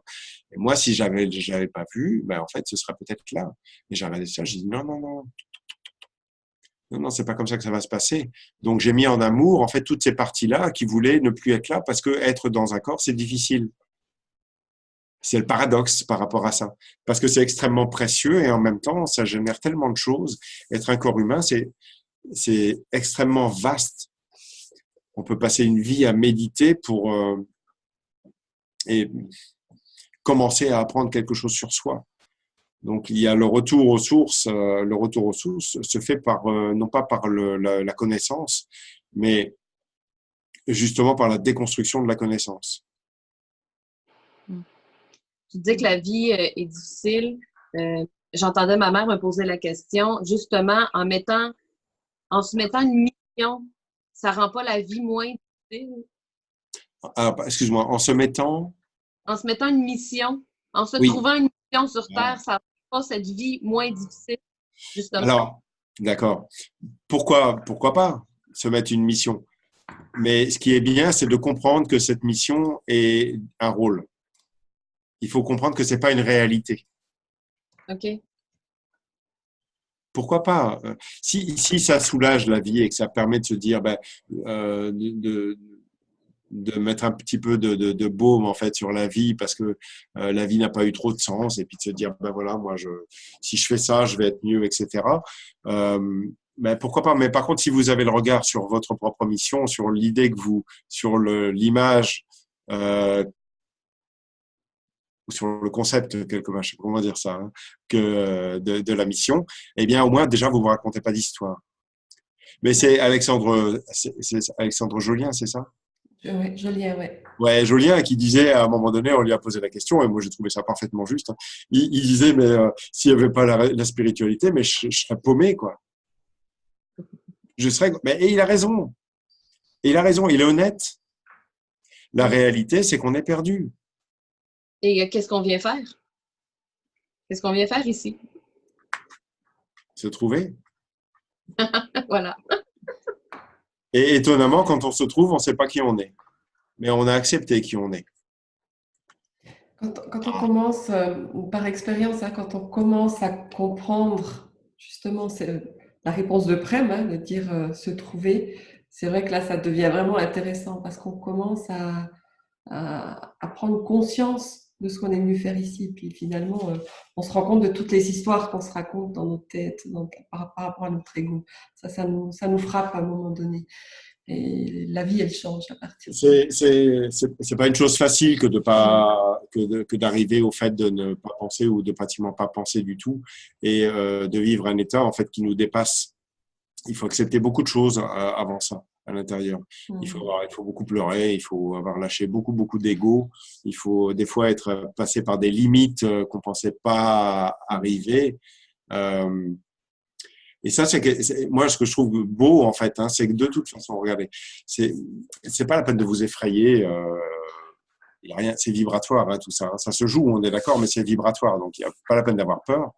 Et de toute façon, je pense tu l'as dit au début, hein, je mâche pas mes mots, mais je pense qu'il faut dire la réalité. La réalité, c'est que de toute façon, au moment de mourir, tout le monde va passer par là. La déconstruction de l'ego va passer par là.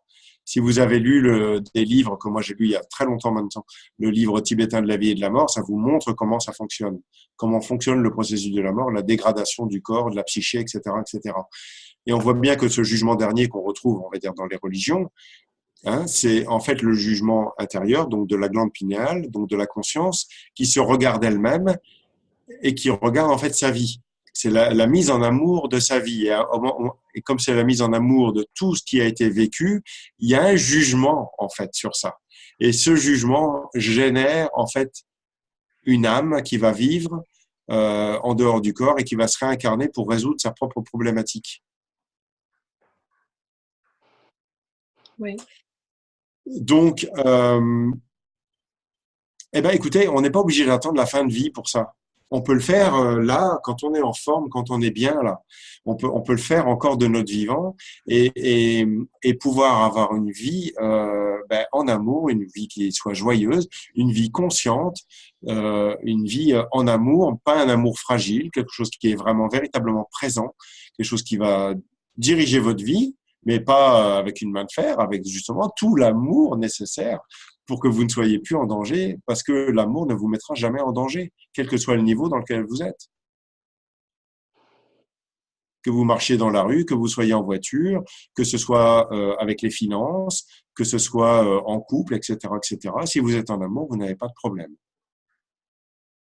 Les problèmes, vous les regardez et puis vous souriez, vous dites ouais, qu'est-ce qui a un problème en moi? En fait, c'est mon ego, quoi. C'est juste mon ego. Ok, il y a une justesse là-dedans. Mais c'est vrai, quand vous êtes en relation avec quelqu'un, vous, c'est vous, mais quand vous êtes en relation avec quelqu'un, vous êtes en relation à 50% avec une personne.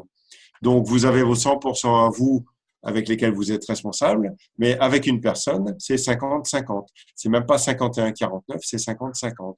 Donc, chacun prend la responsabilité. Si vous êtes face à quelqu'un qui ne prend pas la responsabilité de lui-même, et vous savez qu'elle va vous entraîner dans un espace qui ne va pas être en intégrité avec vous, et vous ne pouvez pas continuer dans cet espace-là. Si vous le faites, vous allez souffrir un petit peu jusqu'à ce que vous compreniez. Et vous avez perdu du temps. Donc, ça répond à la question concrètement, mettre en amour, on fait comment? On décontracte son corps. Et ça, moi, je vais vous apprendre à faire ça concrètement, physiquement, c'est pas rien. C'est aussi parce que vous allez aussi, bien sûr, rentrer en résonance avec moi, avec ce qui se passe en fait dans mon corps. Moi, c'est pas compliqué, je laisse la place. Moi, j'ai compris que le monde était trop grand pour moi. Donc, à partir de là, j'ai cessé de vouloir prendre le pouvoir. J'ai retrouvé l'état que j'avais quand j'étais petit. Quand j'étais petit, déjà, le pouvoir ne m'intéressait pas. J'ai visité d'autres choses après. Et quelque part, cet état que je vis aujourd'hui a bien sûr à gagner en maturité, fort heureusement. Mais par contre, avoir le pouvoir est une chose qui ne m'intéresse pas. Parce que avoir le pouvoir, c'est obligatoirement déjà me faire du mal à moi. C'est obligatoirement écraser d'autres personnes. C'est penser, c'est vouloir posséder quelque chose que je n'ai pas, donc ça veut dire vouloir combler un manque que j'ai, c'est vouloir soit dominer les gens, soit les manipuler, etc.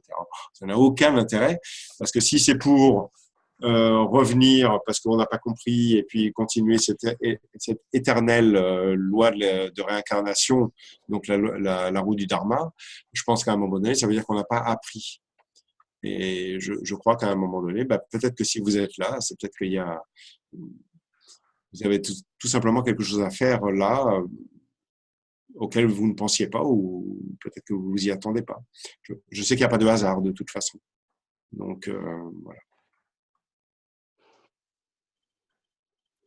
Je pense qu'il y a peut-être aussi un côté qu'on pourrait développer dans tout ce que tu as expliqué là ce soir. Ça peut paraître des grands mots éventuellement, mais quelque part, c'est très très simple. Il y a beaucoup de simplicité.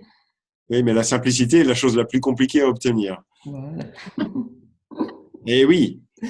Ouais, vous regardez un artiste qui est à la guitare ou Audrey qui est aussi musicienne. On sait bien que pour voir un artiste qui va jouer comme un maestro, on se dit ah ouais, mais en fait c'est super simple. On va prendre l'instrument puis on va sortir un quick puis on va se dire ah ouais non en fait ça va pas le faire quoi. Donc il a fallu qu'il y ait beaucoup de choses avant cette fluidité qui soit présente en fait dans la personne. Et là, on est d'accord que la complexité est la simplicité est la chose la plus difficile à obtenir. Ça veut dire que c'est une visite de notre complexité intérieure pour pouvoir la simplifier.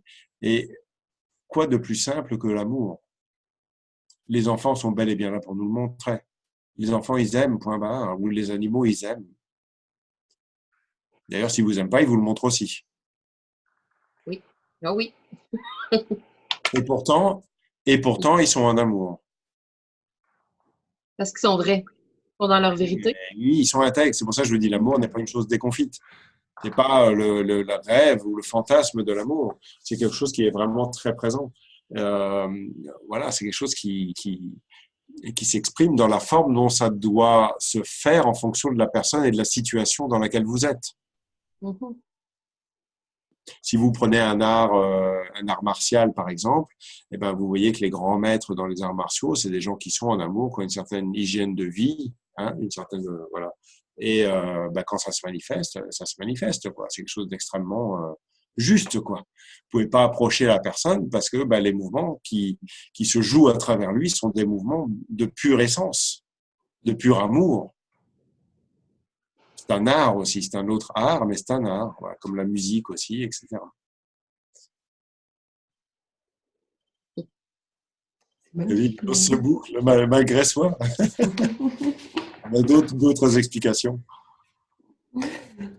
Moi aussi, vous comprenez bien que pour moi aussi, je les découvre, les explications. C'est en l'exprimant, parce que je ne sais pas ce que je vais dire. Mais vous voyez, ça se fait, en fait. Et j'écoute et j'observe et je me dis, oui, en fait, c'est marrant, parce que c'est quelque part, on complète, en fait, l'ensemble pour pouvoir comprendre que c'est subtil, en fait. Ça m'arrive souvent. C'est très riche. Super, ça ne m'étonne pas. Là, l'heure tourne quand même, hein, c'est vrai que Oui. il nous reste encore quelques questions, mais moi j'ai envie un petit peu de faire une boucle, de quand même parler un tout petit peu de la formation encore du Québec pour les gens qui hésiteraient encore. Qu'est-ce que tu as envie de leur dire?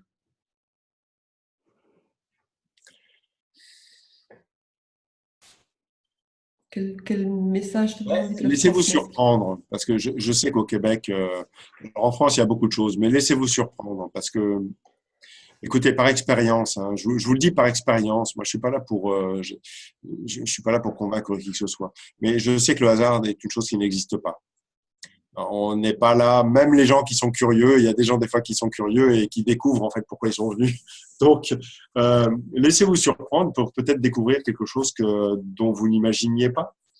Ne croyez jamais être arrivé quelque part. Il n'y a pas pire que ça, pour moi.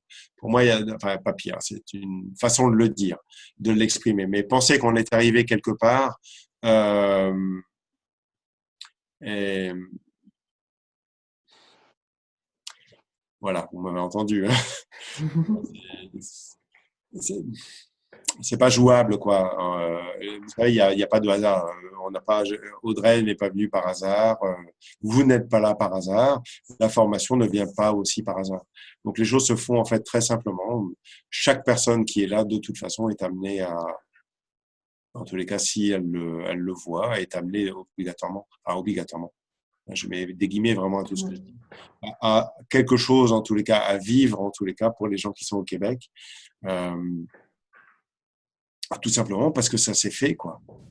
Ça s'est fait de façon très naturelle et que vous êtes là aussi de façon très naturelle. Vous ne laissez pas embrigader par votre tête à vous poser plein de questions qui se racontent plein d'histoires de. Regardez, parce que je les sens, les échappatoires, en fait. Hein. Et laissez tomber votre tête. Ressentez les choses. Prenez des risques. Si vous ne prenez pas de risques dans la vie, il ne va rien se passer dans votre vie. Eh oui, si vous ne sortez pas de chez vous, vous n'allez rien découvrir de plus que ce qu'il y a de chez vous. Et à un moment donné, vous allez vous ennuyer ou alors vous allez vous suffire à vous-même. Bon, pourquoi pas. Et c'est l'extérieur qui vient à nous, alors profitons-en. Oui, écoutez, de toute façon que ça se passe dans un sens ou dans un autre, c'est pareil. Ce qui est important, c'est que ça se passe, parce que de toute façon, c'est le mouvement de la vie. Moi, je l'appelle le mouvement naturel de vie. C'est quelque chose qui se prépare pas, quoi. Ça vient là, c'est inattendu. On n'y a pas. Il y a plein de choses moi, par exemple, que je vis dans ma vie, que j'avais pas prévues et qui se manifestent devant moi. Bon, je regarde, je me dis, ouais, mais en même temps, c'est là, quoi. Bon, je le fais, quoi. J'y vais. Bien sûr, je ressens, savoir si c'est juste ou pas. Mais quand c'est juste, j'hésite pas une seconde. Même si ma tête commence à me raconter des histoires, dire ouais, mais si, mais ça. Non, si c'est là, quoi. Moi, par exemple, dans le passé, parce qu'aujourd'hui, c'est moi qui suis dans ce rôle-là d'initiateur, mais d'enseignant et initiateur, parce qu'il y a un enseignement aussi, c'est évident que il n'y a pas une seule des formations que j'ai faites qui a été une erreur, pas une seule. Toutes m'ont apporté énormément de choses. Mais c'est vrai que l'action, moi, je ne peux pas faire si vous n'êtes pas là. Bien sûr, on peut travailler à distance et tout, mais là, je me déplace, donc ce n'est pas par hasard non plus. On a une remarque qui dit si on sent un appel, il faut se bouger. Oui, moi, je compléterais ça plutôt aussi, enfin plutôt, je compléterais ça aussi en disant, euh, si on a un appel, quelque part, c'est notre première initiation. Donc, c'est notre première occasion aussi de laisser tomber tout ce que nous raconte notre mental et puis d'écouter vraiment cet appel du cœur. Ça peut aussi être pris comme ça, quoi. Entre autres. Aussi. Il faut bien comprendre, c'est que dans la psyché d'un corps humain, il y a beaucoup de chemins possibles en fait pour ne pas y vivre les choses. La tête peut vous dire ah oui, mais en fait oui, ben, c'est comme il vient au Québec, il a besoin de monde, machin, etc. Ou alors c'est parce que ceci, ou alors c'est parce que cela, etc. Moi, très clairement, tout ça, ça nous dépasse tous. Il faut bien comprendre, c'est que ça nous dépasse de toute façon tous, moi y compris. C'est vraiment, hein, il n'y a pas plus simple que ça.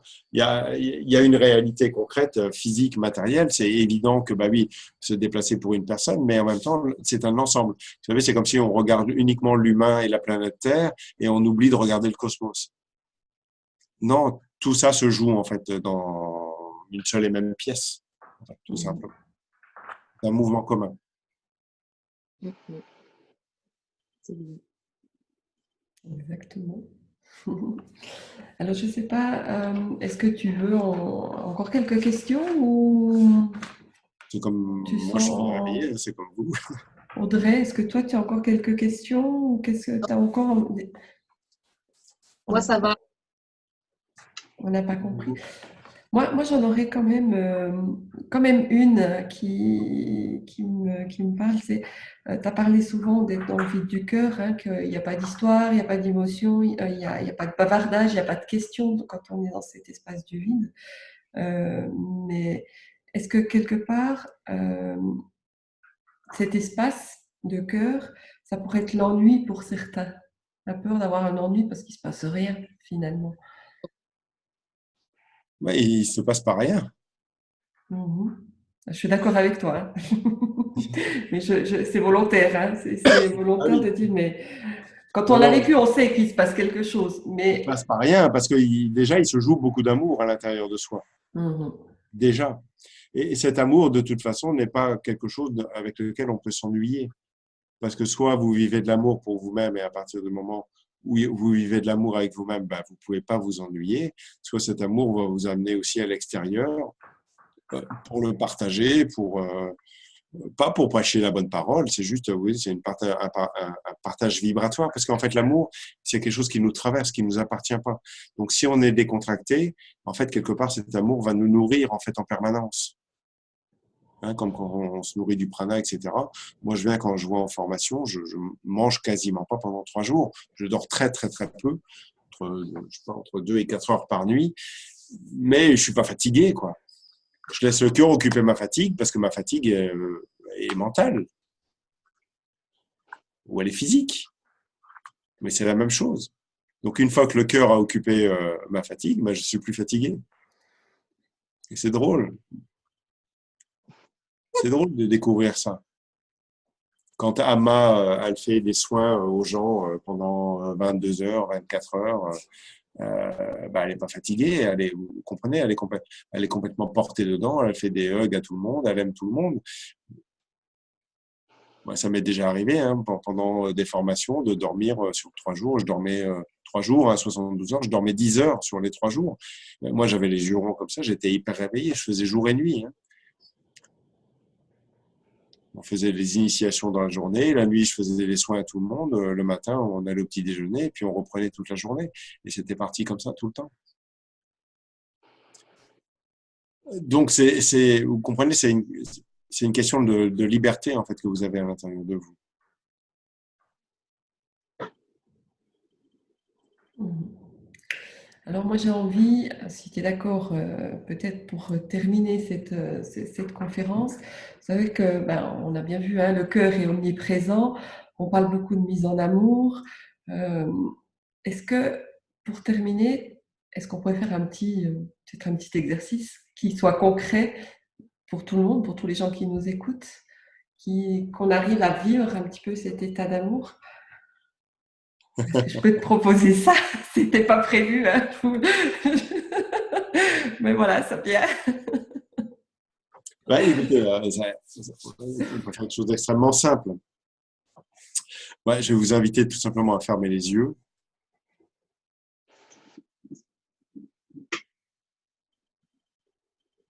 Voilà, et là, je sais que je suis, comme d'habitude, en résonance avec tout le monde, donc ça bouge pas mal au niveau de la tête. Donc, quoi que vous ressentiez en fait dans votre tête, quoi que vous ressentiez dans votre tête, vous vous décontractez. Donc, c'est une décontraction, c'est pas une idée, hein. On parle bien d'une décontraction. Donc, c'est vibratoire, c'est physique. Donc, ce que vous ressentez dans votre corps, vous faites une décontraction vibratoire. Quoi que vous ressentiez. Là, il y a des personnes qui éprouvent des vertiges. C'est pas grave, vous restez dans votre axe, vous centrez. Voilà, il y a le cœur qui chauffe un peu plus. Vous inspirez par le nez et vous expirez par la bouche. Et à l'expire, ça veut dire on inspire par le nez et à l'expire, le cœur, en fait, il vient se mélanger avec le souffle. Et vous allez laisser en même temps monter le souffle du cœur dans votre tête. Et le cœur va aller là où vous avez décontracté en fait votre tête.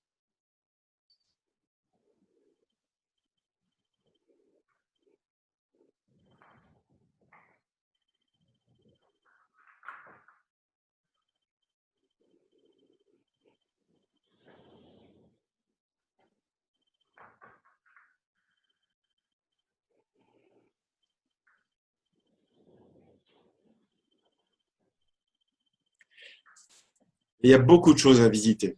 Quand je fais des méditations guidées, les méditations guidées durent 1h15, des fois jusqu'à 2h30, 3 heures, parce qu'il y a beaucoup de choses à faire en fait dans un corps. C'est des méditations pour le coup qu'on pourrait dire de puissantes. Vous avez les oreilles internes. Je vais vous apprendre comment ça fonctionne un corps, des chakras peut-être que vous ne connaissez pas, comment ça fonctionne avec la glande pinéale. Tout ça, je vais vous le faire ressentir en fait dans votre corps physiquement. Et vous allez voir qu'il il se passe des choses incroyables, quoi. Vraiment. Vraiment, c'est très, très surprenant de découvrir ça et de se dire, ah ouais, ça fonctionne comme ça. En fait, là, j'ai trouvé c'est non pas un outil, hein, vous comprenez bien. Le but n'est pas de venir, en fait, cueillir des outils c'est juste de comprendre, en fait, comment vous fonctionnez, comment ça fonctionne un corps humain. On a tous des origines différentes en fonction de notre âme et de ce qu'elle a vécu.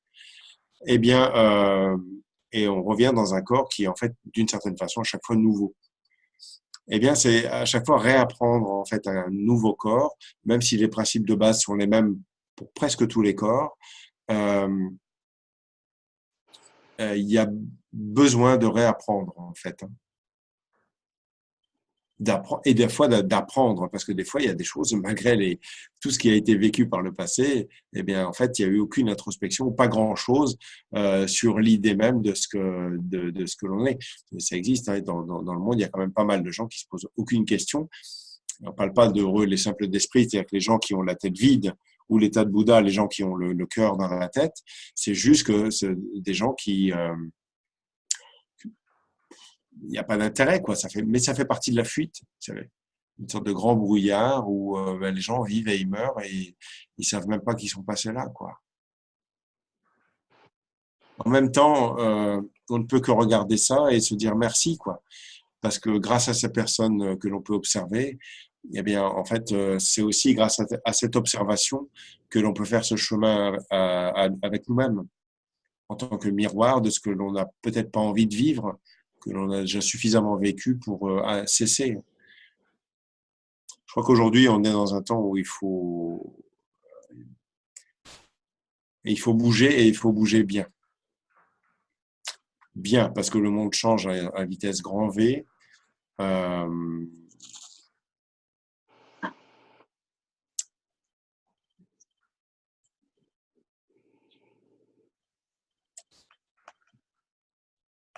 Voilà, je ne dirai pas plus parce que je ne veux pas trop en dire. Absolument. Voilà, je pense que pour conclure, on va peut-être, moi je vais encore inviter les personnes qui sont intéressées à venir, s'il y a encore des questions, à prendre contact, avec Audrey, qui est disponible aussi pour tout ce qui est organisation et s'il y a des questions. Bon, je le reste aussi, Prem aussi. Donc, allez peut-être, je vous invite aussi à aller peut-être regarder le site, hein, c'est www.premirage.com. Là, vous avez aussi toutes les informations sur le travail qui est fait, donc qui est enseigné, et puis aussi pour la formation de Québec, si ça vous intéresse. Je ne sais pas, Audrey, si tu veux rajouter encore quelque chose. Après, je pense qu'on laissera le mot de la fin après. Je voulais vous remercier, vous deux, de m'avoir facilité aussi les choses parce qu'ils me sortent de ma zone de confort. Tout ce qui est pratique, webinaire, ça me ressemble pas trop. Donc, merci, Laurence, ta patience envers moi. J'aime dans cette belle soirée, tout ton amour envers nous. J'ai hâte d'accueillir à Québec. J'ai hâte de vous accueillir à Québec, Laurence est prête. Donc, merci tout le monde d'avoir assisté à ce webinaire ce soir. Voilà. Merci. Sur ces jolies paroles d'Audrey, Prem, je t'invite à boucler le webinaire. Merci à tous, à bientôt. Et merci Audrey, parce que voilà, t'es là, quoi. Et ça, c'est bon. Bonjour à la maman d'Audrey. Elle est là aussi. Mais oui, mais c'est chouette. Donc, vous savez, la vie, moi, je trouve que plus on avance, plus la vie, on devient des gens simples.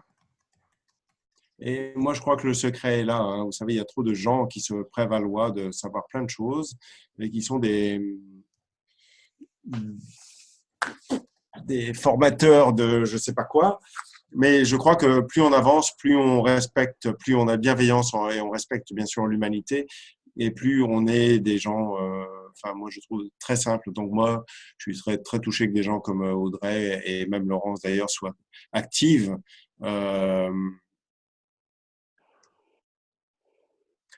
Pour me permettre aux jeunes, là, à moi, de pouvoir bouger et de pouvoir partager cet espace assez inattendu, hein, parce que je vous avoue que je m'attendais pas à ça, à vivre ça dans ma vie. Et maintenant, ça fait quelques années que je le vis.